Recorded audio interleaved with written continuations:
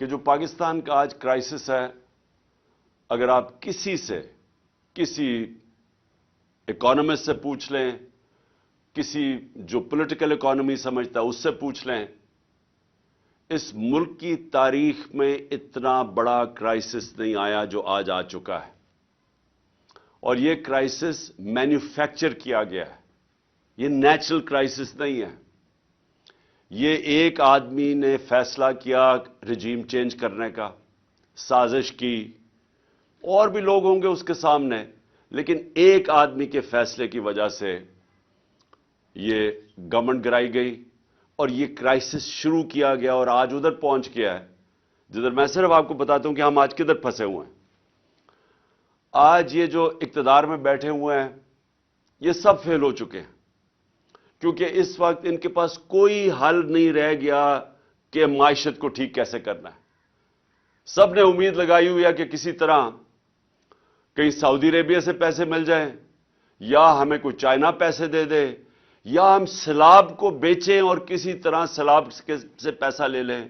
سارے بھاگے گئے کلائمیٹ چینج کی کانفرنس جنیوا میں، اور کوشش سب نے کی کہ کسی طرح وہ ہم کہیں جی ہم کلائمیٹ میں متاثر ہیں، آپ پیسے دے دیں۔ کوئی پیسے دینے کے لیے تیار نہیں ہے۔ سعودی عربیہ نے سٹیٹمنٹ دے دی ہے کہ اب ہم وہ ویسے پیسے نہیں دیں گے جو ہم پہلے دیتے تھے، ہم کنڈیشنز کر کے پیسے دیں گے، یعنی اگر آپ اپنے ملک میں یہ کریں گے تو پیسہ آئے گا۔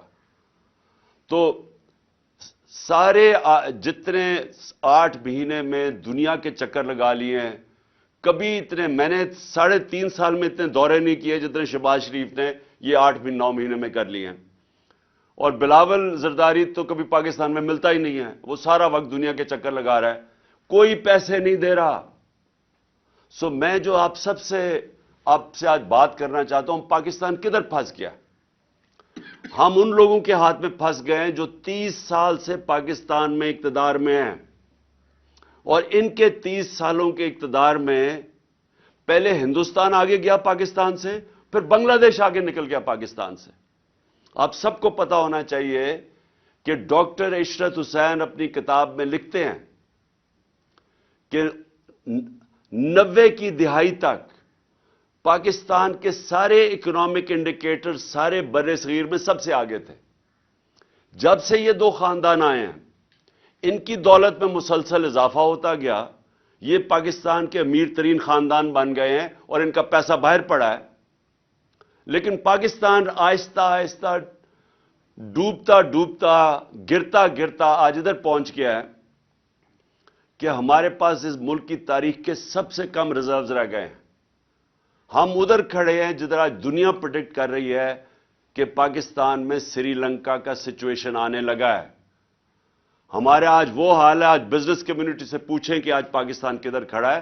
اس ملک کی تاریخ میں کوئی تصور نہیں کر سکتا تھا کہ ہم اتنا نیچے جا سکتے ہیں۔ آج ہمارے پاس ایل سیز کھولنے کے پیسے نہیں ہیں، اور خوف یہ ہے کہ جس طرح سری لنکا میں آخر میں تیل کے لیے پیسے نہیں بچیں گے جب تک کہ کوئی پیسہ نہ دے۔ اور پیسہ کس نے اب دینا ہے؟ کوئی باہر سے پیسہ دینے کے لیے تیار نہیں ہے۔ ہمارے پاس کوئی اب کمرشل بینک پاکستان کو لینڈ کرنے کے لیے نہیں تیار، کیونکہ پاکستان کا جو ڈیفالٹ رسک ریشو ہے وہ 5% تھا جب اپریل میں، آج وہ تقریباً 90% پہنچ گیا، یعنی لوگوں کو اب کوئی اعتماد نہیں کہ پاکستان کو اگر پیسے دے وہ واپس کرے گا۔ اور آئی ایم ایف اب پیسے تب دے گا جب ہم ان کی شرائط مانیں۔ ان کی شرائط اب یہ ہیں کہ ہر چیز اب مہنگی ہونے لگی ہے۔ اگر ہم شرائط مانتے ہیں تو اگر آج 50 سال میں سب سے زیادہ مہنگائی ہے تو ان کی شرائط مانگیں گے تو یہ مزید اور مہنگائی 50% اور بڑھ جائے گی۔ ہر چیز مہنگی ہوگی کیونکہ روپیہ گرے گا، اور جب روپیہ گرے گا تیل مہنگا، ڈیزل پٹرول کی قیمتوں میں، بجلی کی قیمتوں میں مزید اضافہ، اور اس کے علاوہ جو بھی ہم سمجھتے ہیں کہ جو بزنسز جو انٹرسٹ ریٹ ہے وہ سکویز ہوتی جائیں گی، بے روزگاری بڑھ رہی ہے، فیکٹریاں بند ہو رہی ہیں۔ سو اس لیے جدھر آج ہم کھڑے ہیں، میں اب آپ سب کے سامنے کہنا چاہتا ہوں کہ صرف ایک طریقہ ہے نکلنے کا، اور بھی اور باقی چیزیں آپ کئی کر سکتے ہیں، لیکن سب سے پہلے ایک طریقہ ہے، اور اس میں آپ سب کی اس ملک کو مدد ہے، اور وہ ہے rule of law. Rule of law کا مطلب یہ ہے کہ ایک ملک کے اندر جو انصاف کا نظام ہے اس کے اوپر لوگوں کو اعتماد ہو، اس ملک میں کمزور اور طاقتور کے لیے ایک ہی قانون ہو، اس کو رول آف لا کہتے ہیں۔ میرے نبی صلی اللہ علیہ وسلم نے مدینہ کی ریاست میں، اور یاد رکھے ہمیں حکم ہے اللہ کا کہ ان کی سنت پہ چلو، ان کی زندگی سے سیکھو۔ کیوں اللہ نے حکم کیا تھا؟ کہ ان سے بڑا کوئی کامیاب انسان آیا ہی نہیں ہے اس دنیا میں، نہ آ سکتا ہے۔ اور انہوں نے جو ریاست قائم کی تھی، یہ یاد رکھیں کہ وہ جو ریاست قائم کی تھی وہ اس میں 627 میں جنگ خندق تھی، جدھر مسلمان بال بال امہ بچی، اور اس کے 10 سال کے بعد 2 سپر پاورز رومن امپائر اور پرشین امپائر ان کے سامنے گھٹنے ٹیک گیا 10 سال کے بعد۔ یہ تاریخ کی فیکٹ بتا رہا ہوں۔ تو انہوں نے چینج کیا تھا، ان لوگوں کی جن کی حیثیت نہیں تھی ان کو ورلڈ لیڈرز بنا دیا تھا، دنیا کی امامت کی تھی، اور یہ تاریخ میں ہے۔ سب سے عظیم سیولائزیشن بنا تھا، ہر سائنسز میں انہوں نے لیڈ کیا تھا۔ تو انہوں نے جو سب سے پہلے مدینہ کی ریاست میں چیز قائم کی تھی، رول آف لا، انصاف قائم کیا تھا، عدل اور انصاف، کہ میری بیٹی بھی اگر چوری کرے تو اس کو سزا ملے گی۔ تمہارے سے پہلے قومیں تباہ ہوئی جو طاقتور کے لیے ایک قانون اور کمزور کے لیے دوسرا۔ یہ ہے میرے پاکستان کے وکیلوں، یہ ہے پاکستان کا سب سے بڑا مسئلہ۔ اس کے ساتھ جڑی ہوئی ہے معیشت۔ پہلے انصاف آتا ہے، پھر خوشحالی آتی ہے۔ پاکستان یہاں اس لیے نہیں گرا کہ ہمارے پاس وسائل کی کمی ہے یا انصاف کی کمی ہے۔ آپ کے سامنے ہے جو ہو رہا ہے پاکستان میں، کہ نامور ڈاکوؤں کو، جن کے اوپر ہمارے دور میں نہیں، پرانے کیسز تھے، اربوں اربوں روپے کے کیسز تھے، ان کو پہلے اوپر سازش کے تحت بٹھایا گیا اور انہوں نے اپنی ساری چوریاں معاف کر لی۔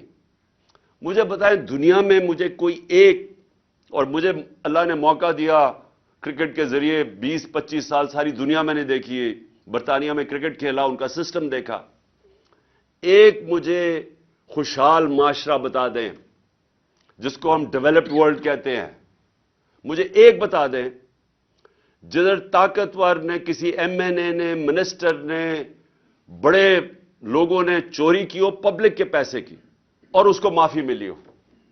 ایک مجھے ملک بتا دیں جس کو این آر او دیا ہو انہوں نے۔